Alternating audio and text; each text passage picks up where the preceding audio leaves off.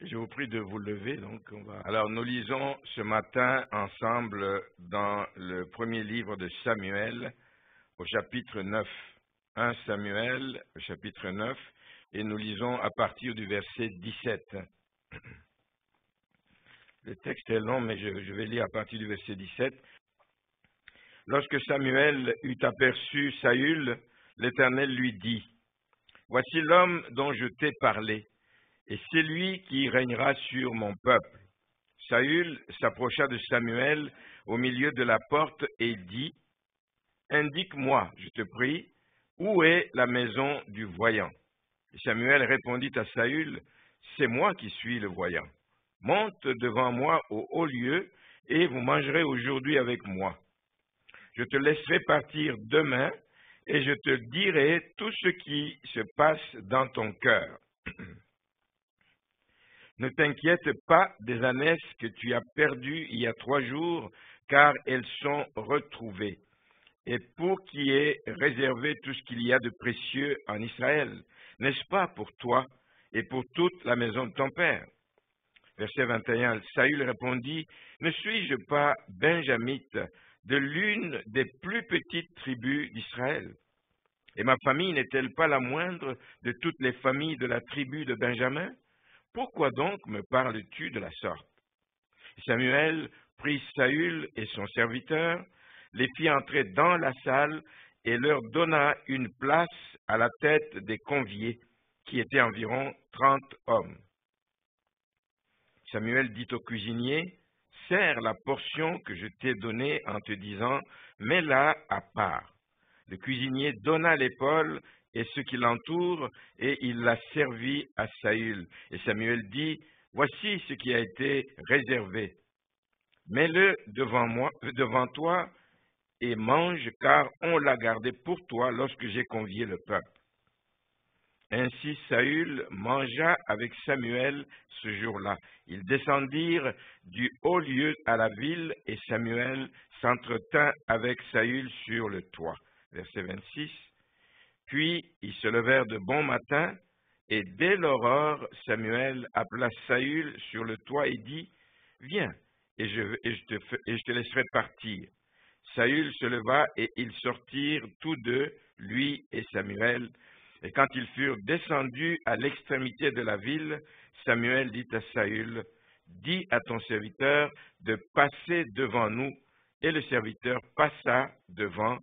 Et « Arrête-toi maintenant, reprit Samuel, et je te ferai entendre la parole de Dieu. Amen. » Vous pouvez vous asseoir.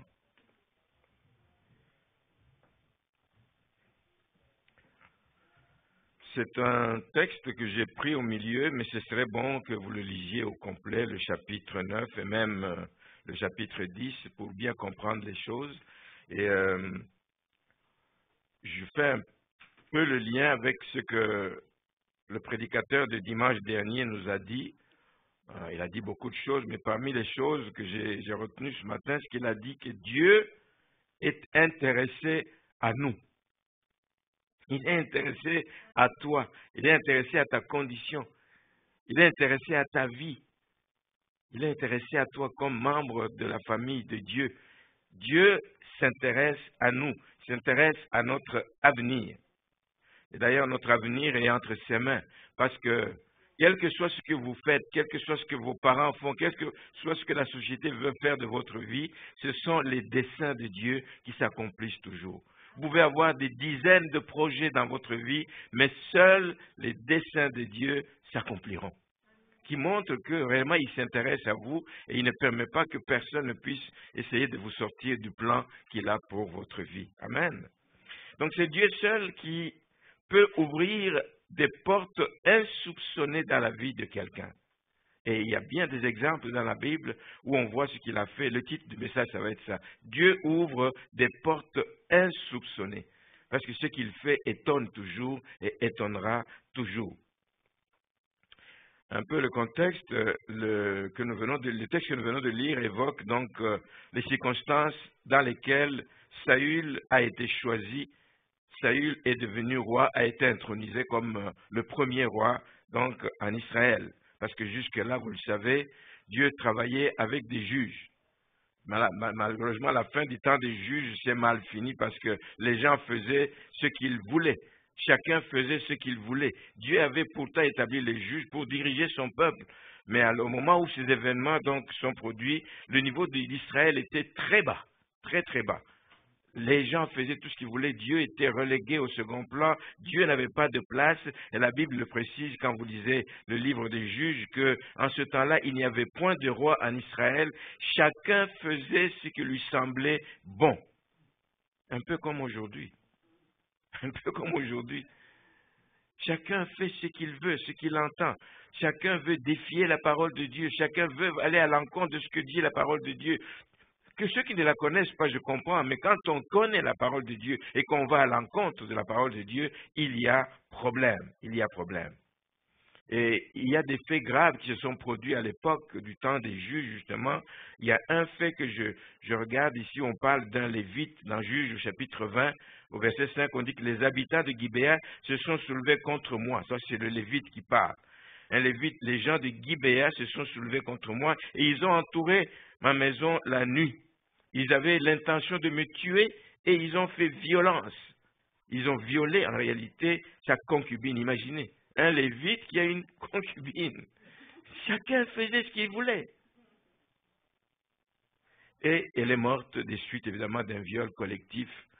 Ce temps était marqué aussi par un temps fort où il y avait beaucoup d'homosexualité, beaucoup de mal à cette époque-là. L'homme, qu'est-ce qu'il a fait comme réaction? Il a saisi sa concubine et l'a coupée en morceaux. Des images macabres. Il a coupé un morceau et il l'a envoyé dans tout le territoire de l'héritage d'Israël parce qu'il dit qu'ils ont commis un crime, une infamie en Israël. Il s'est passé des choses bizarres.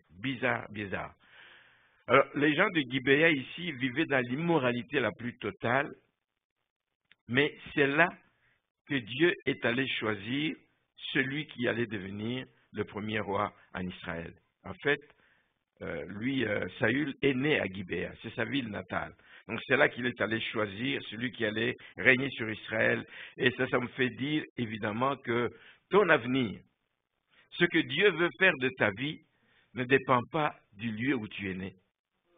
Ce que Dieu veut faire de ta vie ne dépend pas de la famille de laquelle tu es issu. Ça peut être une famille qui a vécu dans la magouille, ça peut être une famille qui a vécu dans le mal, mais quand Dieu a un plan sur ta vie, il est capable de sortir du lot pour faire de toi qui il veut que tu deviennes. Et c'est important de savoir que ce qui compte, notre avenir n'est pas tributaire, n'est pas déterminé par ce que les gens pensent, ce que les gens veulent faire de vous ou votre lieu donc d'appartenance. Quand Dieu veut positionner quelqu'un, il va le faire, malgré les barrières, malgré les combats, malgré l'opposition des hommes, Dieu va le faire. Quand on le connaît, on lui fait confiance. Amen. Et moi, je connais ce Dieu-là et c'est pour ça que je l'aime. Parce que je sais que depuis que j'ai donné ma vie entre ses mains, j'ai confiance. J'ai confiance qu'il me conduit à bon port. J'ai confiance qu'il veille sur chaque pas que je pose. J'ai confiance quand il voit que je titube, il est là pour me relever. J'ai confiance. Dieu s'occupe des siens. Amen. Maintenant, qu'est-ce que Saül faisait au moment de rencontrer Samuel? Avant de le rencontrer, qu'est-ce que Saül faisait? La Bible nous dit dans 1 Samuel, au début du chapitre 9, qu'il était à la recherche des ânesses de son père. Les ânesses de son père. Il s'est dit ceci: il y avait un homme de Benjamin nommé Kis, il avait un fils du nom de Saül, jeune et beau, plus beau qu'aucun des enfants d'Israël, et les dépassant tous de la tête. Les ânesses de Kis, père de Saül, s'égarèrent, et Kis dit à Saül, son fils: prends avec toi l'un des serviteurs, lève-toi et va chercher les ânesses. Il était en mission, à la recherche des ânesses de son père. Ça faisait partie certainement des richesses de la famille. Et il a fait des recherches à gauche, à droite, mais après une longue recherche, parce que ça dit que ça a duré 3 jours, mais il ne trouvait rien, il commençait à être découragé. Mais c'est bien d'avoir des gens à nos côtés. Quand on a des gens à nos côtés, ils peuvent nous relever quand nous sommes découragés. Il était parti avec le serviteur de son père. Et le serviteur, voyant que Saül est sur le point de se décourager, il le suggéra d'aller consulter un voyant. Un voyant, c'était les prophètes, c'est comme ça qu'on les appelait à cette époque-là. Donc c'était des voyants, et c'était Samuel. Il dit, il y a un voyant dans la région, allons consulter un homme de Dieu. Allons le consulter, peut-être, nous dira-t-il, nous aidera-t-il à trouver ses ânesse. Voici ce que l'homme était en train de faire.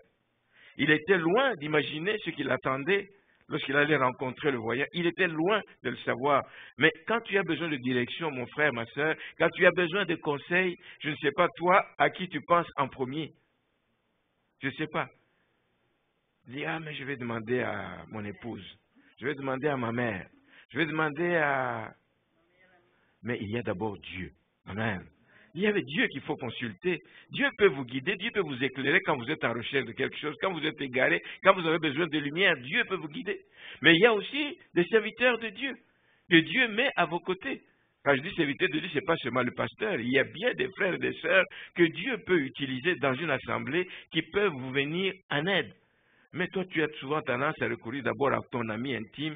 Ah, je ne veux pas que les gens se moquent de moi, je vais lui confier ça. L'ami intime, peut-être qu'il n'est même pas proche de Dieu, je ne sais pas. Il va te donner des conseils selon son intelligence, mais il faut savoir discerner pour être sûr que ce qu'il te dit vient de Dieu. Mais ici, lui, il est allé vers l'homme de Dieu.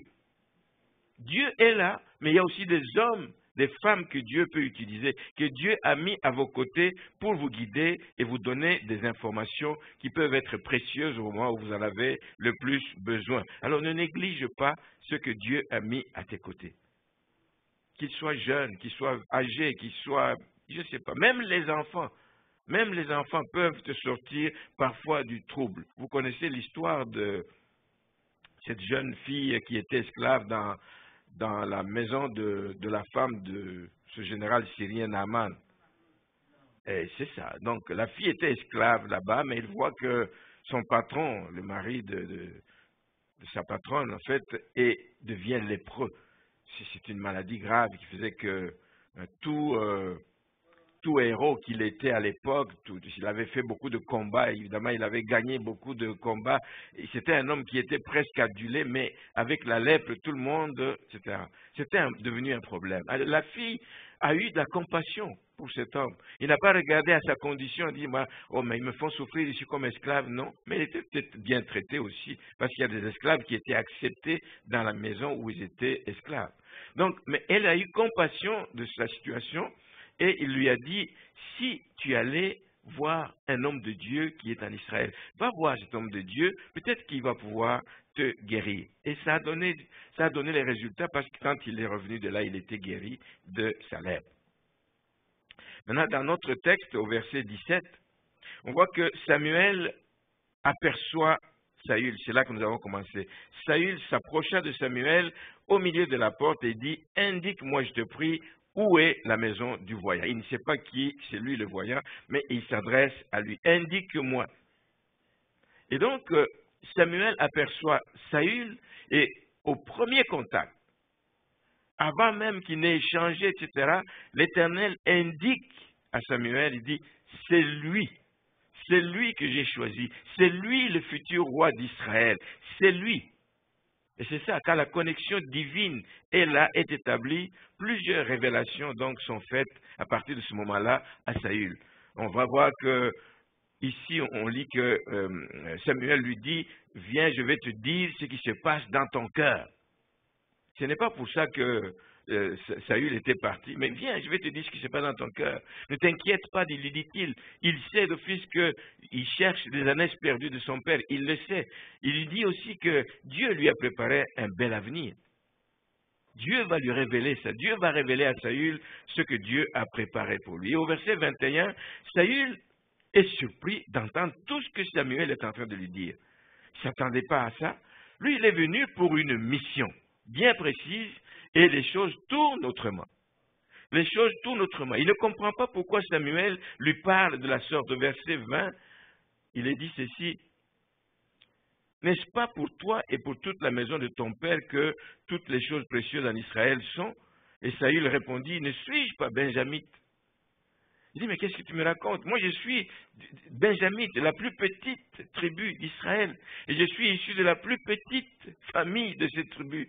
Qui suis-je pour que tu me parles des choses grandioses comme ça? Qui suis-je? Y a-t-il pas d'autres personnes? C'est comme ça qu'on connaît avant lui, Gédéon. Vous savez comment Gédéon, l'ange lui est apparu, dit, vaillant et relève-toi, tu vas mener les troupes au combat. Même chose. Gédéon a réagi de la même façon. Il dit, mais oui, mais je suis le plus petit de la plus petite famille de Manassé. Tu t'es trompé de personne. Plus tard, David dira la même chose. Si vous lisez dans 2 Samuel, au chapitre 7, au verset 18, David dit à Nathan, qui suis-je, Seigneur éternel, et quelle est ma maison pour que tu m'aies fait parvenir où je suis aujourd'hui? Qui suis-je? Une forme d'humilité qui est propre aux grands hommes. Les grands hommes, ce n'est pas des gens qui vont se précipiter, on t'offre un poste, tu dis, whoop, je saute dessus. Parce qu'ils savent la responsabilité qui vient. Surtout que c'est un poste pour servir Dieu, il y a l'autre responsabilité qui vient à l'appel de Dieu. On ne saute pas sur l'occasion comme ça, on dit, yeah, j'attendais ça depuis longtemps. On se tient là avec crainte et tremblement devant Dieu, Seigneur, il va falloir que tu viennes à mon secours. Il va falloir que tu m'aides parce que je réalise la lourdeur de la tâche. Aujourd'hui, ce n'est pas toujours le cas. On veut des titres, on court derrière les titres, on se bat pour avoir des titres. Ce n'est pas le cas ici. L'humilité, c'est la marque des grands. Ils ne se précipitent pas vers les postes. Mais étant donné que la connexion s'est faite, Samuel poursuit donc sa mission. Il poursuit sa mission et il va commencer à montrer tranquillement à Saül la tournure que va prendre sa vie. Il dit, mon gars, ta vie va changer du tout au tout à partir de maintenant. Toi, tu es venu pour cette cause, mais oui, on va retrouver les années de ton père, mais ta vie va complètement changer. Et il l'invite. Il l'invite. N'oublions pas que un prophète, un Samuel, c'était un homme qui était réputé dans la ville, c'était un homme qui était connu, c'était un homme qui était important. Toi, tu es en train de chercher à rendre service, mais l'homme important dans la ville t'invite pour manger, et non seulement pour manger, mais en plus, il ajoute, tu vas passer la nuit chez moi. Oh, oh. Et c'est grand. Il dit, mais qu'est-ce qui se passe dans ma vie? Ce bouleversement qui arrive, qu'est-ce qui se passe? Il va manger et il va passer la nuit dans la maison d'un homme influent en Israël. Un jeune homme, je ne sais pas quel âge il avait, mais c'était un jeune homme certainement, et il va passer donc du temps avec cet homme. Et malheureusement, pendant que ces choses se passent, il ne comprend pas ce qui se passe, ses yeux ne sont toujours pas ouverts. Ses yeux ne sont pas encore ouverts. Il ne réalise pas encore ce que Samuel est en train de lui dire. Ses yeux ne sont pas encore ouverts. Et il dit, mais pourquoi tu me parles de la sorte? Je ne comprends pas là. Sois clair, je ne comprends pas. Moi, je suis venu pour chercher les années de mon père. Ok, merci pour l'invitation. Ok, merci pour la nuit, j'ai le temps de me reposer, de rentrer chez mon père. Mais pourquoi tu me parles de la sorte? Et la grande surprise que Saül a, c'est qu'au moment de l'inviter, le texte nous dit que il n'a pas été invité seul, il a été invité avec son serviteur, qui a aussi été honoré, mais il a aussi été invité avec tout un groupe de personnes, 30 personnes qui ont été conviées à cette rencontre. Ce jeune homme est très honoré. Il est très honoré. Il dit, il leur donna une place à la tête des conviés. Donc Samuel, au verset 22, Samuel prit Saül et son serviteur, les fit entrer dans la salle et leur donna une place à la tête des conviés. Une place de choix, une place comme d'invité de marque. Et il dit, ils étaient au nombre de 30 hommes, voilà, ils étaient au nombre de 30 hommes. Il n'est pas invité seul, il est invité avec tout un groupe de personnes. Et là, une autre surprise, c'est que Samuel lui dit au cuisinier, il dit, je t'avais dit de garder tel morceau, c'est un bon morceau qui, dans le temps, était réservé aux sacrificateurs. Quand on faisait des sacrifices, l'épaule et tout ce qu'il y avait autour était réservé aux sacrificateurs. C'est un bon morceau, là, il dit, je t'ai dit de garder ça à part. Il dit, apporte ce morceau de cuisinier, donna l'épaule, et il sert donc la portion qu'il avait été préparée, et on la sert à Saül. Encore une surprise que Saül a. Dieu est en train de travailler, Dieu est en train de le préparer, Dieu est en train de le faire avancer tranquillement vers ce qu'il a pour lui comme destinée. Et Samuel dit, voici ce qui a été réservé, mets-le devant toi et mange, car on l'a gardé pour toi lorsque j'ai convié le peuple. Et Saül mangea avec Samuel ce jour-là.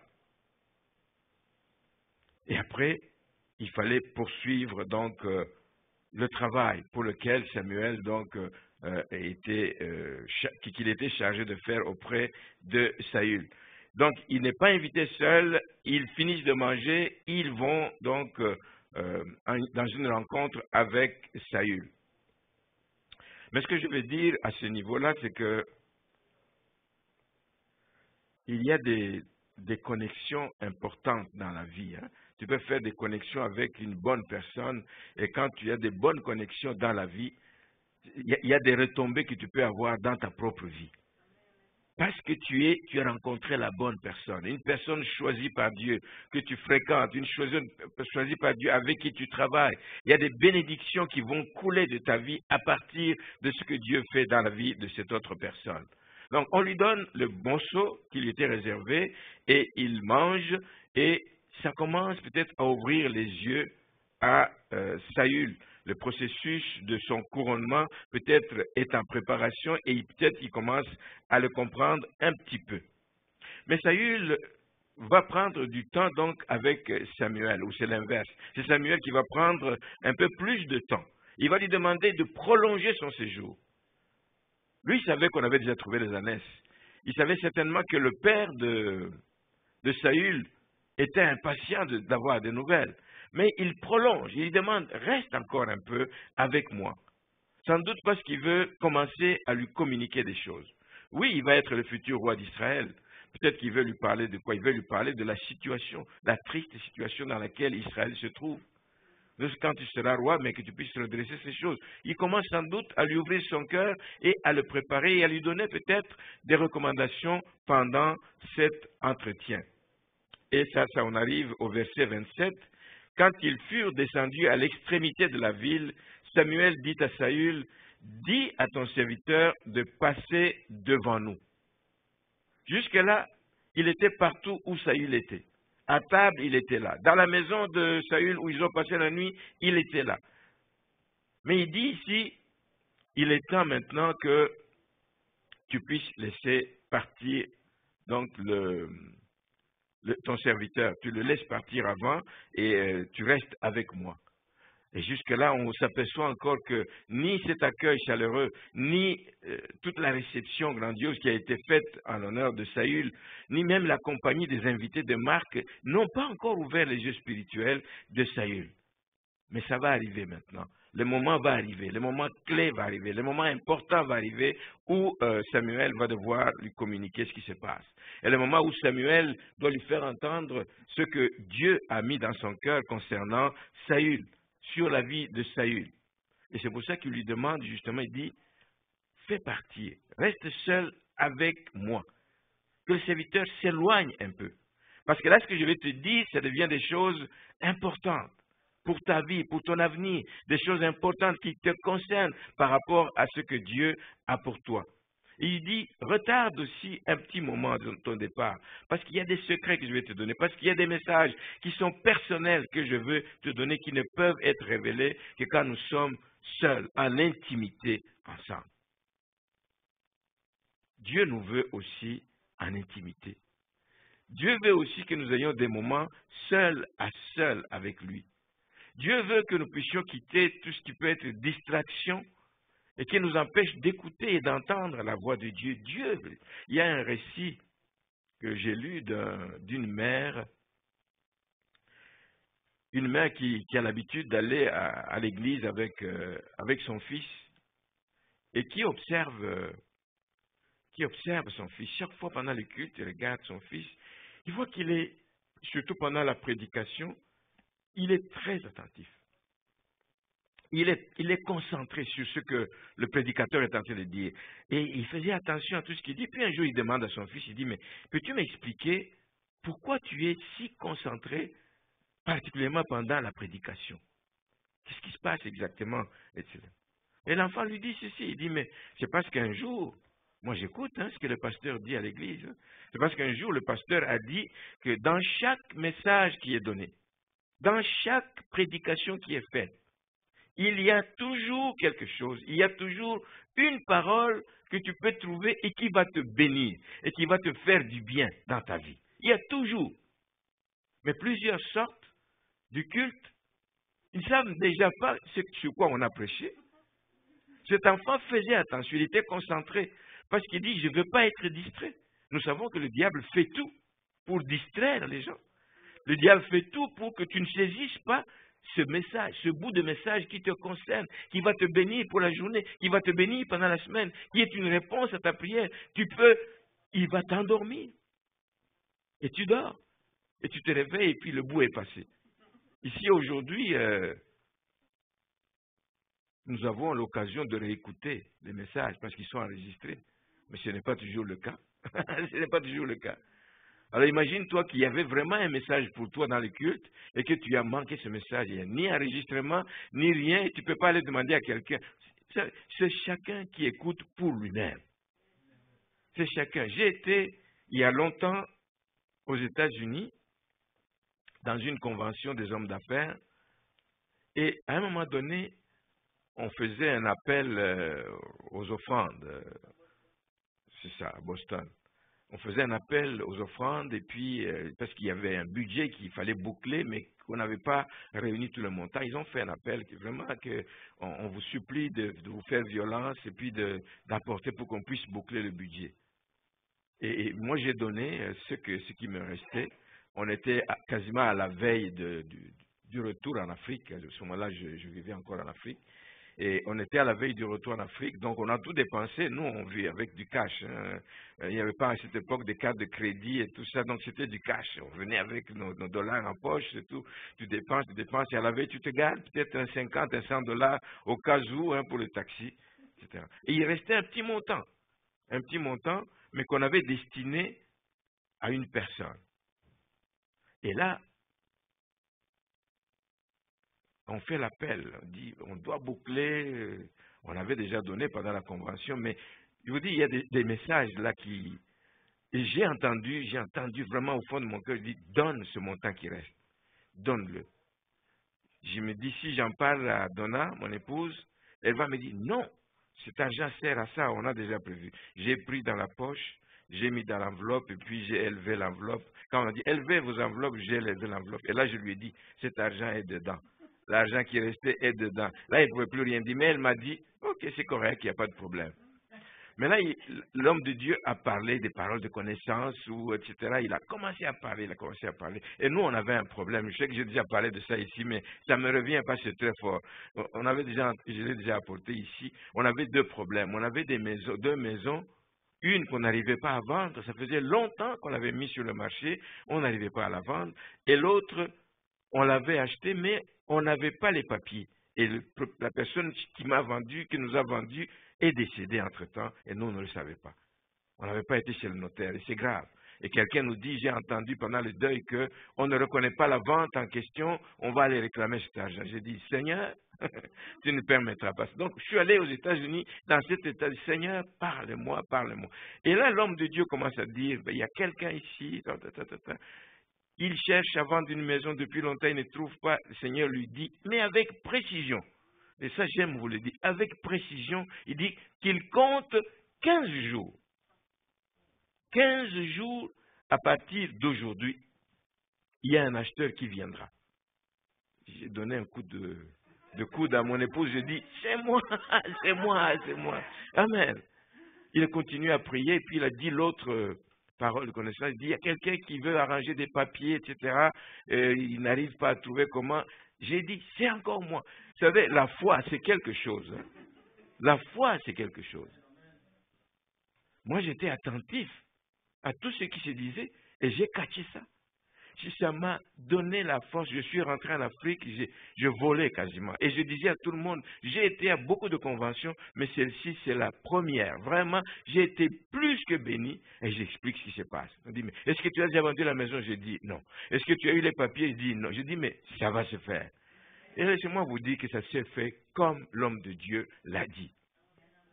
Quelqu'un est venu le 15e jour ou le 30e jour, 30 jours après, il est venu apporter le chèque parce que je lui avais dit 6 mois avant que je vendais la maison.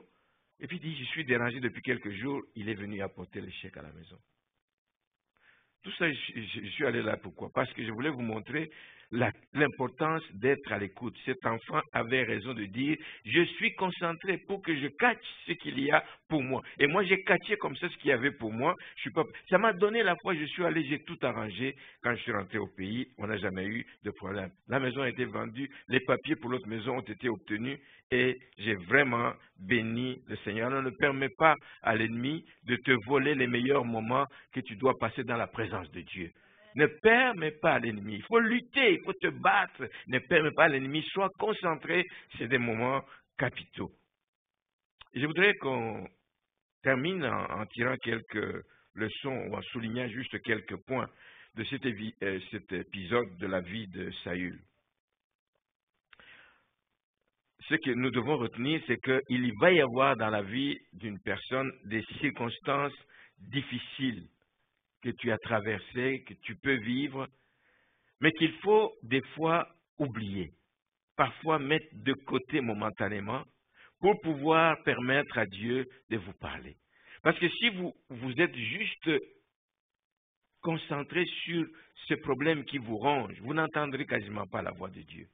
Il y a des moments où on dit, Seigneur, ok, maintenant je veux t'écouter, et ce problème-là, momentanément, je le mets de côté. Il continue à me déranger, je vais y revenir, mais pour le moment, c'est mon temps, c'est le moment que j'ai avec toi, mettre ça de côté. Il ne fallait pas que la situation des années perdues puisse trotter tout le temps et continuellement dans la tête de Saül, au point de lui dire non à l'invitation, au point de lui dire non de rester passer la nuit, au point de lui dire non de prolonger le temps.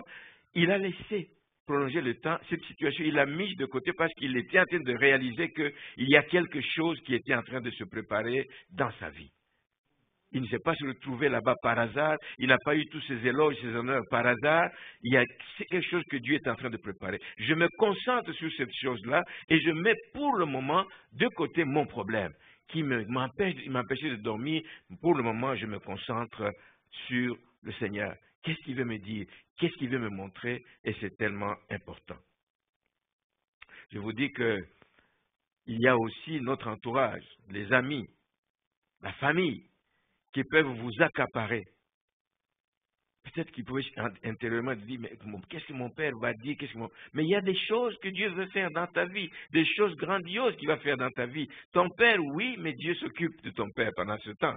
Mais il y a des amis qui peuvent t'empêcher, qui peuvent t'accaparer et t'empêcher de te ressourcer dans la présence du Seigneur. Ils prennent tout ton temps. Les loisirs, je peux ajouter les loisirs.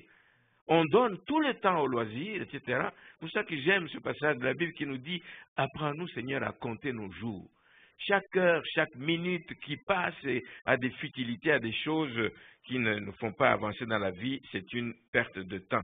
Il y a des messages, il y a des révélations personnelles que Dieu a pour vous, mais qui va vous donner, qui va vous communiquer seulement quand vous êtes concentré sur lui, quand vous prenez du temps avec lui, quand vous décidez de dire, ok, je mets tout de côté. Les amis, pas de téléphone, ma famille, pas de visite pour le moment, j'ai pris 3 jours de temps de prière, je me concentre sur ça, Dieu va me parler, Dieu va me communiquer quelque chose. Donc, bien gérer son temps est capital.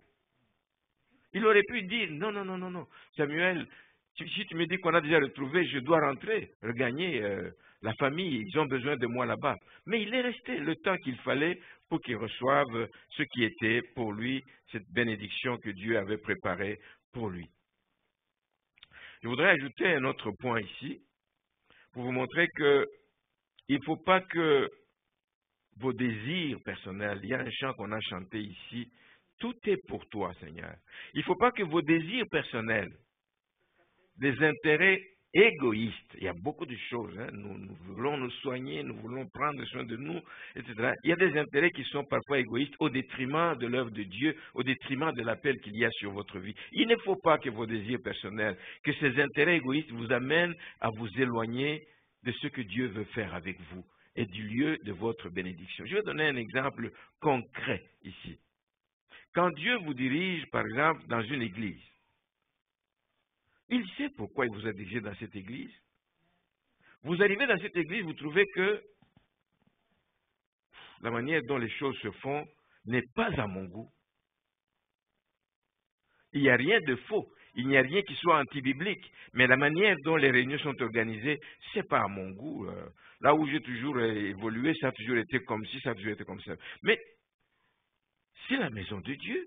Ce qu'on fait élève Dieu. Ce qu'on fait donne gloire à Dieu. Tu ne vas pas quitter parce que tu vois juste tes intérêts. Je veux que les choses se passent comme moi je l'entends. Je vois l'école de dimanche, ce n'est pas à mon goût, ce n'est pas comme, etc. Et vous décidez de tout abandonner en disant, non, je m'en vais. Vous vous éloignez du lieu de votre bénédiction parce que vous avez ces intérêts égoïstes. Faisons attention à ces choses-là. Donc, vous abandonnez, vous vous retirez, alors que le Seigneur vous a conduit peut-être là pour que, oui, vous puissiez apporter un plus par votre expérience, par votre passé, par votre charisme, par votre consécration. Il y a peut-être quelque chose que toi, tu étais chargé d'amener à cette église pour que l'atmosphère change, pour que les situations s'améliorent dans un secteur ou dans un autre. Mais toi, tu décides d'abandonner, tu décides de te retirer. Et la bénédiction était attachée à l'église, tu passes à côté de ta bénédiction. À cause des intérêts égoïstes, nous devons faire attention. Et on voit que c'est lorsque Saül a pris ce temps d'arrêt. C'est lorsque Saül a compris que je vais rester proche de cet homme de Dieu parce qu'il y a vraiment des choses qui vont se passer. C'est à ce moment-là que tout s'est précipité. Tout s'est précipité. Et ça, je ne vais pas lire, c'est au chapitre 10, vous pourrez lire. C'est à ce moment-là que le message de Dieu pour Saül est sorti, mais alors de manière très claire et de manière très, très détaillée. Il lui a dit, aujourd'hui, après m'avoir quitté au verset 2 du chapitre 10, tu trouveras deux hommes près du sépulcre de Rachel sur la frontière. Ils te diront les ânesses que tu es allé chercher sont retrouvées. Ce n'est pas la seule chose. De là, tu iras plus loin, tu arriveras aux chênes de Tabor. Tu seras rencontré par trois hommes montant vers Dieu à Bethel et portant l'un des trois chevaux. Ils te demanderont comment tu te portes. Ils te donneront 2 pains, etc. Après cela, etc., tu trouveras des prophètes. Tu vas prophétiser. Le message clair est sorti et de façon tout à fait détaillée. C'est à ce moment-là, puisqu'il a pris le temps de rester proche de Samuel, qu'il a été oint. Il pouvait lui parler de Dieu t'a choisi, mais tant que tu n'es pas oint, rien. Mais il a été oint. Et Dieu a commencé à équiper Saül pour faire face, qu'il soit en mesure de faire face donc aux exigences de son appel. Ma prière en terminant. Et que Dieu vous ouvre l'intelligence, mon frère, ma sœur. Que Dieu vous ouvre l'intelligence, que vous puissiez comprendre que le Dieu en qui vous avez cru est capable de grandes choses. Il est capable d'ouvrir des portes insoupçonnées, comme on le dit dans le titre. Il est capable. Il l'a fait dans le passé. Il l'a fait avec Joseph. Vous savez tout l'historique par où Joseph est passé, la prison, etc. Jeté dans la citerne, puis sorti, vendu comme esclave. Il l'a fait jusqu'à l'amener où il avait promis qu'il l'amènerait quand il était jeune. Il l'a fait avec Daniel, avec ses compagnons. Il l'a fait. Et l'apôtre Paul dit dit de lui, de ce Dieu, dans Éphésiens 3 au verset 20, que ce Dieu peut faire infiniment, mais au-delà de ce que nous demandons et de ce que nous pensons. Au-delà. C'est le Dieu des surprises. Parce qu'il dispose de tout pouvoir entre ses mains, il fait ce qui est bon. Alors attendez-vous à lui avec confiance et faites-lui confiance et vous verrez sa gloire dans votre vie. Retenons aussi que seule la décision de Dieu va déterminer qui vous êtes appelé à devenir. Détrompez-vous. Les plans humains peuvent vous élever pour un temps. Les plans humains peuvent être bien élaborés. Les plans humains peuvent être même de vous arrêter d'avancer dans la vie, mais quand Dieu veut quelque chose dans votre vie, il va le faire. Personne ne peut changer la volonté de Dieu concernant l'avenir d'une personne. Il est le maître de nos vies et c'est lui qui les mène comme il le veut. Il est donc important et nécessaire de s'approcher de Dieu. Continuellement, s'approcher de Dieu et rester à son écoute et attendre patiemment le moment favorable pour connaître sa décision. Que le Seigneur vous bénisse, que le Seigneur vous garde, que le Seigneur vous permette de comprendre que le cheminement avec Dieu se fait comme il l'entend et que nous puissions nous soumettre donc à sa volonté. Amen.